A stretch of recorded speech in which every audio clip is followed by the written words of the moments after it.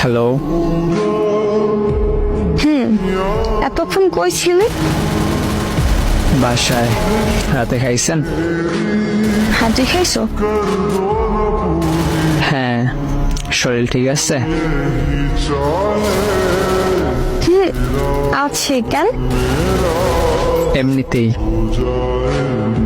আচ্ছা, কেমন আছো? কিছু বলতে চাই, শুধু শুনবেন, উত্তর দেওয়ার দরকার নাই, ঠিক আছে? কিছু হয়েছে?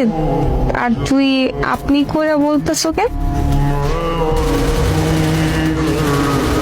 আমি এই সম্পর্কটা এখানেই শেষ করতে চাইতেছি। আর হ্যাঁ আপু, আপনার সাথে অনেক অন্যায় করছি, পারলে মাফ করে দিন। আমি জানি আপনি আমাকে মাফ করতে পারবেন না, কিন্তু কি আর করার, একটু কষ্ট হলে মাফ করে দিন।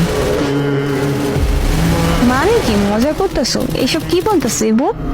প্লিজ এমন করিস না, প্লিজ। এই বউ, শোন না ইবু। আমি কিছু বলতে বারণ করছিলাম, কিছু শুনতে চাই না আমি। প্লিজ তোর পায়ে পড়ি, প্লিজ এমন করিস না। আমি কি করছি বল? আমি কি করছি ইবু?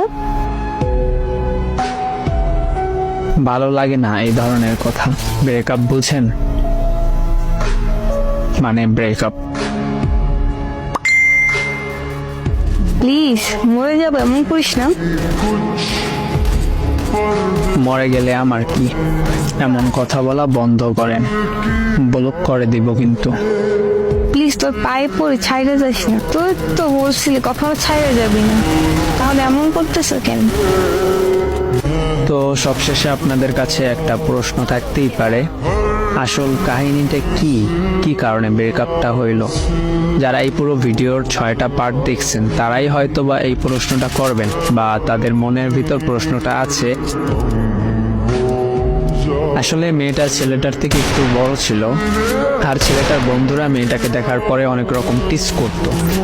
ছেলেটার বন্ধুরা বলতো তোর সাথে আর মানায় না, এই ধরনের অনেক রকম টিস করত, যার কারণে ছেলেটা মেয়েটার থেকে দূরে সরে যায়।